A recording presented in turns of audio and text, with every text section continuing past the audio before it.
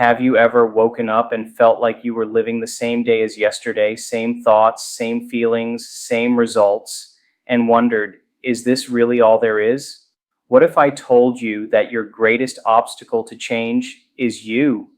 Not your circumstances, not your past, not your genetics, but the autopilot version of yourself you've unknowingly rehearsed for years. Today, we're not here to casually discuss transformation. We're here to ignite it. Because the truth is, if you keep thinking the same thoughts, you'll keep making the same choices, leading to the same behaviors, creating the same experiences that hardwire your personality and trap your reality. It's like trying to download a new app on a phone that still runs on Windows 95. Good luck. So ask yourself, what would your life look like if you actually broke the habit of being yourself? Don't answer just yet, because by the end of this talk, you might not even recognize the version of you who started it. Have you ever looked around at your life, your job, your relationships, your bank account, and thought, how did I end up here? Not in a curious, reflective way, but in that gut punch moment when you realize you've been living on autopilot, going through the motions, and calling it a life. Here's the truth. Your life isn't happening to you. It's being shaped every day, every hour, by the sum of your thoughts, feelings, and actions. Your personality, the very thing you believe defines who you are, is the architect of your personal reality. And if you're not choosing who you're being every moment, then someone or something else is. Most people wake up each day and immediately reconnect with the same thoughts they had yesterday. They check their phones, react to the world, feel the familiar stress of the workday, replay past arguments in their minds, worry about the future. Sound familiar? Without even realizing it, they step into the costume of who they were yesterday and call it a new day. But it's not. It's a rerun. And if your thoughts remain the same, your choices stay the same. If your choices stay the same, your behavior stays the same. And if your behavior doesn't change, your experiences remain unchanged. Round and round it goes. A predictable life, shaped by an unconscious personality. Now, here's where it gets urgent. Most people spend 95% of their day in the same emotional states, triggered by the same environments, primed by the same subconscious programs. Their personality isn't just habitual, it's memorized. It's a record of the past. So every time you think about who you are, your story, your pain, your failures, you're reinforcing the old self. And by doing that, you're ensuring your future looks exactly like your past. You become a prisoner of your own identity, locked behind bars of familiar emotions. Joy? That's for other people. Wealth? Too late. Healing? Not for me. These aren't realities. They're beliefs, and beliefs are just thoughts you've repeated until your body believed them. Let's hit pause. Have you ever caught yourself saying something like, I've always been anxious, or I'm just not a morning person, or the classic, that's just who I am? What if I told you, politely but urgently, that that's nonsense? What you're really saying is, this is the personality I've rehearsed for years, and I've gotten so good at it, I forgot I was pretending. When you tie your identity to emotions you felt 10 years ago, or to failures you lived through 5 years ago, you are dragging your past into your present and calling it truth. It's not. It's memory. It's conditioning. And here's the plot twist. You can unlearn it, but only if you're brave enough to admit that the version of you that created your current life cannot be the one to lead you to your next one. The most terrifying and freeing revelation is this. You are not your thoughts. You are the thinker of your thoughts. And once you realize that, you can change them, which means you can change your behavior. And if you change your behavior, you start to change your environment. And if you keep doing that long enough, you wake up one day in a completely different life, one you created on purpose. But the window of change doesn't open forever. Each day you spend reaffirming the old self is a day you could have been sculpting the new one. The clock is ticking, and no, not in the motivational Instagram quote kind of way. This is biology. Your brain and body are either being conditioned for evolution or decay. There is no neutral. Think about this. Your thoughts are electric. Your emotions are magnetic. Together, they broadcast a signature into the field that attracts the experiences you claim to want, but only if they match your signal. You can't think wealth and feel lack. You can't visualize love while bathing in resentment. The universe doesn't respond to what you say you want, it responds to what you are. And what you are is the energetic residue of your personality. Want a different reality? Upgrade your signal. Want to manifest something new? Become someone new. You can't sneak your old self into your future and expect no one to notice. Here's where it gets exciting. When you start to consciously choose new thoughts, you're not just being positive, you're rewiring your brain. Neurons that no longer fire together begin to break their connection. Old emotions begin to lose their grip. The body, which has been memorizing your past personality for years, finally gets confused. And that's a good thing because confusion is the first step to clarity. But don't expect applause. The old self won't go quietly.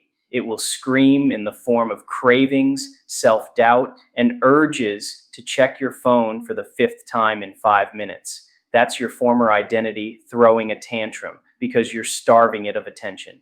Ignore the noise. You're building something better. And just when you start to feel like you're getting somewhere, that's when the test comes. Life throws you a curveball, someone criticizes you, you get rejected, your plans fall apart. That's the moment where most people retreat. They say, see, nothing's changing, I knew it. But that's not failure, it's feedback. It's your new personality being stress tested. Can you hold the vision when your reality contradicts it? Can you feel gratitude before the results show up? Can you act like the future version of yourself, even when nothing around you validates that choice? Because if you can do that, then you've broken free from the old model of cause and effect. You're no longer waiting for your environment to change how you feel. You're changing how you feel to change your environment. So here you are standing at the edge of a decision. You can stay who you've been, familiar, comfortable, predictable, or you can walk into the unknown, into a version of you that's no longer tethered to pain, fear, or limitation. But let me warn you, this isn't a weekend project. This is war.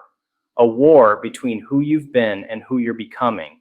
And you'll need to wake up every morning and declare which one wins. Because if you don't choose who you're being, your past will choose for you.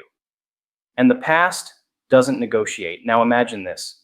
A version of you wakes up tomorrow with new thoughts, new emotions, new intentions. You're no longer reacting to life. You're designing it. The world responds differently. People treat you differently. Opportunities find you, not because you faked it, but because you became it. And just as your old personality created your old reality. Have you ever looked in the mirror and quietly whispered to yourself, maybe this is just who I am? Maybe you've said it out loud in moments of frustration.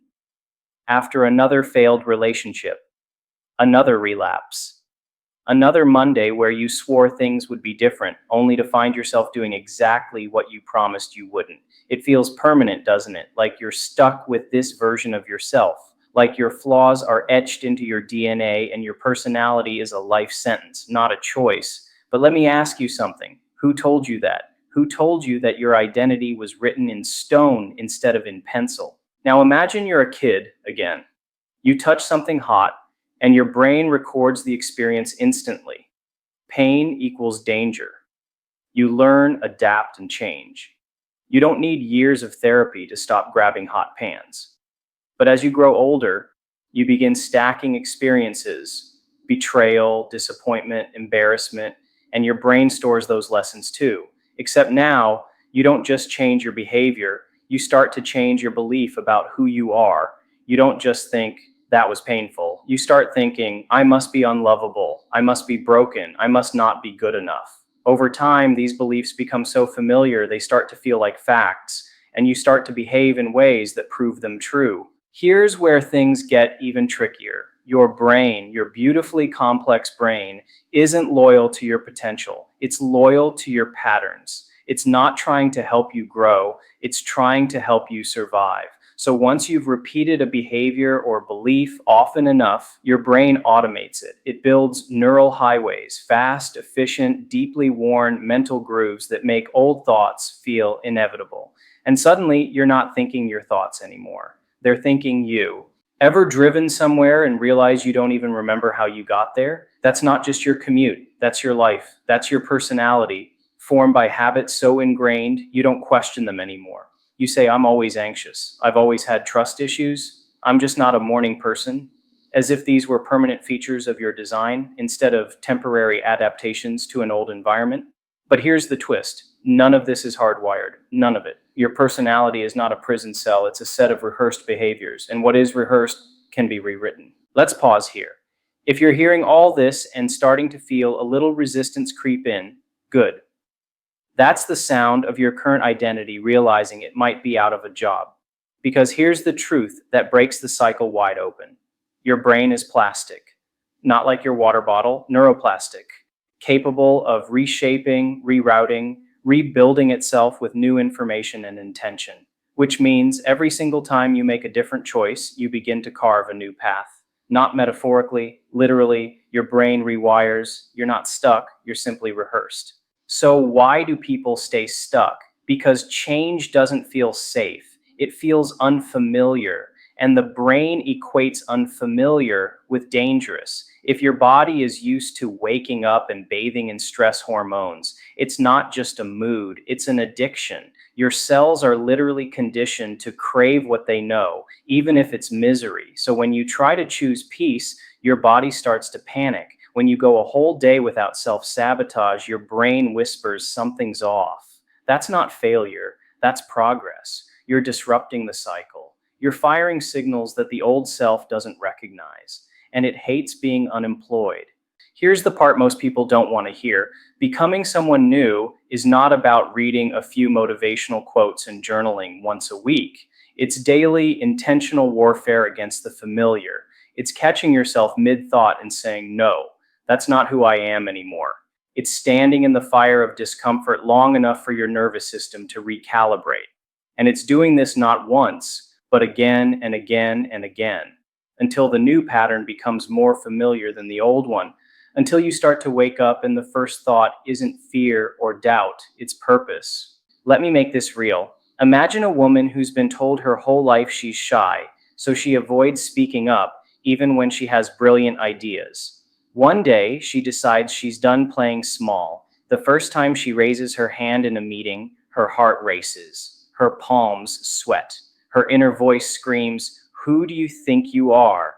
That's not her truth. It's her brain running an old script. And every time she chooses courage over silence, she writes a new line. Eventually, the script changes, not because she found herself, but because she rewrote herself. Now imagine that same possibility for you. Think of the belief you've carried the longest. Maybe it's, "I'm not smart enough," or "I'll always be alone."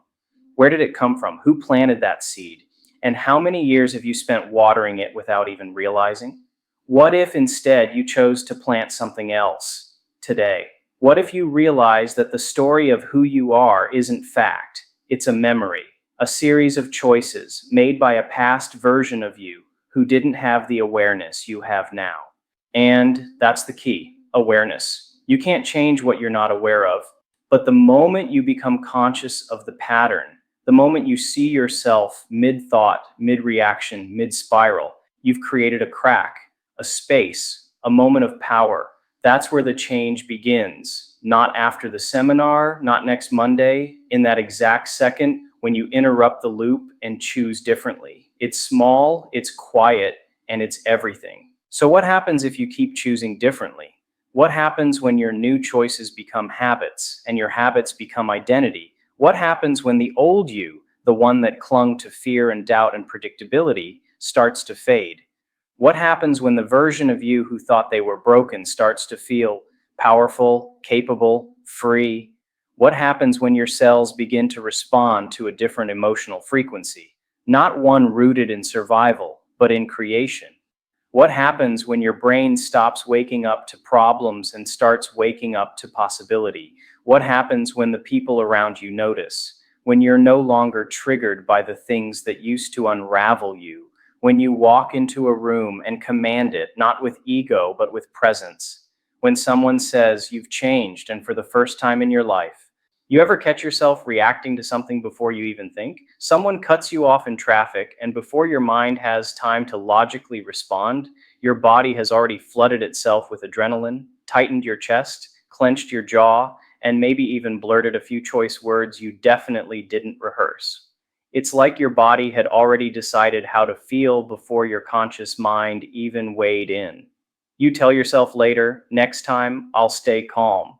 But next time comes, and the same reaction plays out like a well rehearsed scene in a play. Why?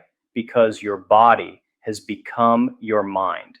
Most people think the mind lives up here, points to head, between your ears, safely tucked behind your forehead. But what if that's only part of the story? What if the real problem is that your body, not your brain, is the one running the show? And what if that's not just a metaphor, but a biological fact? Let's go back. Every time you have a thought, your brain fires off a signal. That signal turns into a chemical, an emotion. That emotion gets delivered to your body, which reacts. Over time, if you keep thinking the same thoughts and feeling the same emotions, your body starts to memorize the response. Think of it like muscle memory. Eventually, your body doesn't wait for your conscious mind to trigger the feeling. It just does it on autopilot. You don't think anxious, you are anxious. You don't decide to feel defeated. You wake up defeated, like someone set your emotional thermostat the night before without asking. Now imagine this goes on for years, decades even.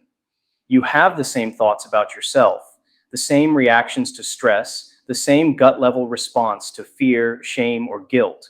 At some point, your body stops being the follower and becomes the leader. It's calling the shots. The body is now the mind. And here's the terrifying part. It doesn't care whether those emotions are destroying your health, your dreams, or your relationships. All it knows is this is familiar. And in your body's world, familiarity equals safety, even if that familiarity is stress, heartbreak, or self-doubt. You might be nodding right now because you've felt it. You've told yourself you'd let go of the past, only to feel it surge back in the moment someone presses the right button. You've promised yourself you'd be calm, only to lose it over something small. You've visualized success in the morning, and by lunch, you're reacting like the same old version of yourself. That's not because you're weak or broken. It's because your body doesn't yet believe the future you've imagined. It's still loyal to the emotional chemistry of your past. Let's throw in a little humor for perspective. Imagine trying to train a dog that's been allowed to run wild for 15 years. You show up with a new set of commands and a calm voice, but the dog just keeps digging holes in your backyard and barking at shadows. Your body is that dog. It doesn't care about your affirmations if it's still wired for chaos. You say, I am calm, and your body replies, really? Then why is your stomach tight, your breath shallow, and your heart racing? It doesn't believe what you're saying because it's still addicted to what you felt. Yes, addicted, that word isn't just poetic, it's literal. Emotions like anger, worry, and victimhood release neurochemicals that your cells get used to. Over time, they start to crave those chemicals. So when you try to shift into a new emotional state like peace, confidence, or joy, your body experiences withdrawal. It gets uncomfortable, it panics, it tries to pull you back into the same loop, not because it hates you, but because it's trying to return to what it knows. This is why change feels like dying at first. You're not just changing habits, you're breaking biochemical addictions. Let's pause and reset. Ever wonder why most New Year's resolutions die by February? It's not because people don't want to change. It's because they try to think their way into a new life while their body is still addicted to the old one. You can't outthink a body that's emotionally addicted to being the old you. You have to teach it how to feel something new over and over until the new feeling becomes the new familiar. This is where the real work begins. You have to become aware of when the body is trying to take over.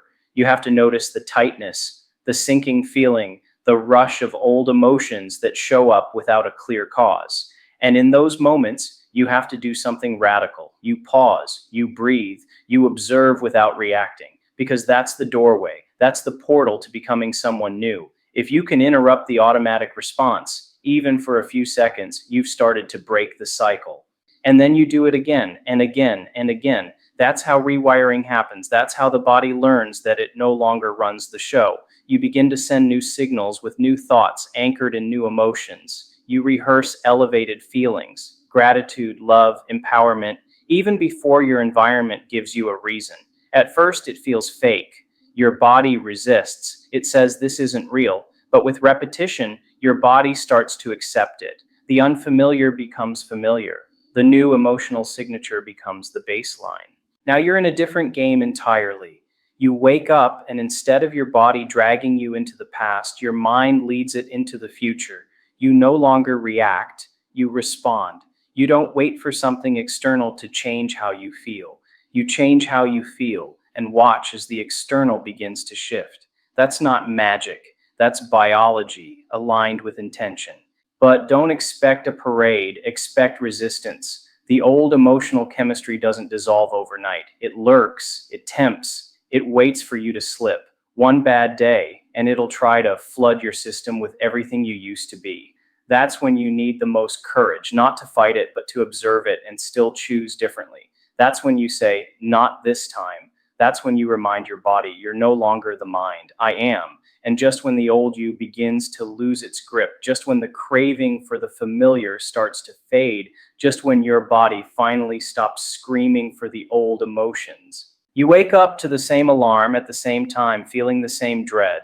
You reach for your phone without thinking, scroll through notifications, and already you're behind. The body moves on autopilot, pulling you through the same routines, the same thoughts, the same stress responses. You shower in a rush, forget what day it is, and by the time you sip your coffee, your mind has already traveled through a dozen imaginary catastrophes. Sound familiar? Here's the problem. Most people live their lives unconscious, thinking they're making choices, when in truth, they're simply reacting, repeating yesterday, trapped in a loop so tight it starts to feel like reality.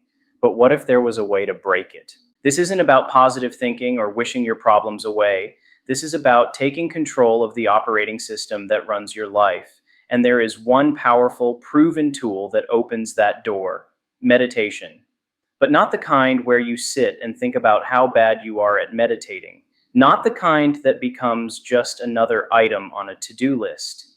This is the kind that rewires your brain, recalibrates your nervous system, and separates you from the identity that has been keeping you stuck. Think of it like this. If your life is a movie, meditation is the moment you stop being the actor lost in the role and become the director. Suddenly, you can see the script, you can rewrite scenes, you can yell cut. You are no longer trapped in the momentum of the past, you're creating something new. And it all starts in stillness, which ironically is what most people fear the most.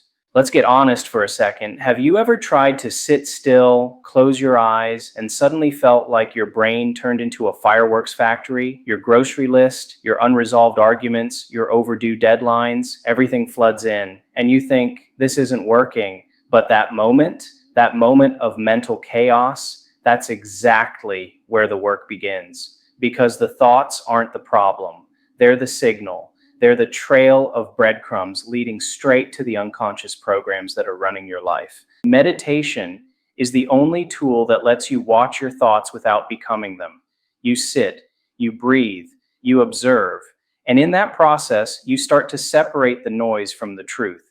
You start to see how much of your day is controlled by emotion, not intention, by fear, not freedom. And every time you return to your breath, every time you choose stillness over distraction, you reclaim a little more power. Here's what most people don't realize. Real change doesn't happen in motion. It happens in pause, in that invisible space between stimulus and response. That's where transformation lives. Meditation doesn't just calm you down. It unlocks that space. It teaches your body what it feels like to not be ruled by the mind of the past. And the moment you teach your body a new emotional experience, one rooted in presence, not panic, you start becoming someone new. You can't fake that. You can't skip it. You can't meditate once and expect your entire nervous system to bow in gratitude. This is deep work, cellular level work. But here's the urgency. If you don't do it, the world will continue doing it for you. Your job, your trauma, your history, your habits, they'll keep shaping you unless you decide to shape yourself. Meditation is the one place where you choose who you're becoming instead of reinforcing who you've been. Let's pause here because maybe you're thinking, this all sounds nice, but I'm too busy. I've got real problems. And that's the irony. That's the voice of the old self, the personality addicted to distraction, the one that would rather stay overwhelmed than risk stillness. But let me ask you this. When was the last time busyness actually healed anything? When was the last time constant motion solved the root, not the symptom? People spend years, decades even, searching for external change, a new job, a better partner, a different city, and still the same emotions follow. Why? Because you can't escape a mind that you've never sat with. Meditation isn't escape, it's confrontation, but not the kind that leaves you bruised. It's the kind that brings you back whole. Over time, something incredible begins to happen. You sit in the same spot, you close your eyes, but you're not escaping. You're entering deeper into yourself. And you start to find places within you that aren't stained by fear or doubt. You begin to feel gratitude without needing a reason, joy without needing a trigger. That's when you know the change isn't coming, it's already begun. And there's a moment, unexpected, subtle, but seismic, when you no longer feel bound by your story. The trauma still happened, the pain was real, but the grip is gone. You've become the observer, not the prisoner. That's what meditation does. It teaches you how to feel without drowning, how to remember without reliving, how to move forward without dragging the past behind you like a shadow. It's not about becoming a monk or escaping modern life. It's about becoming awake in your life. Meditation doesn't pull you out of the world, it prepares you for it. You're not meditating to avoid stress. You're doing it to become the kind of person who no longer identifies with stress, who responds with clarity instead of chaos, who creates from intention, not impulse. And then something radical begins to unfold. Your outer world starts reflecting your inner one. People respond to you differently. Opportunities find you, not because the universe suddenly likes you more, but because you've shifted your frequency. You've trained your body to live in the future you've envisioned, not the past you've survived. But here's the part most people won't tell you. The closer you get to the breakthrough, the louder the resistance becomes. The old self will throw everything at you: doubt, boredom, fear, distraction. It will try to pull you back to the known, the predictable, the safe. And in those moments when it feels like nothing's working, like you're wasting your time, that's the moment you're about to cross a threshold. That's the edge. That's the signal that the old identity is cracking and something new is waiting just on the other side.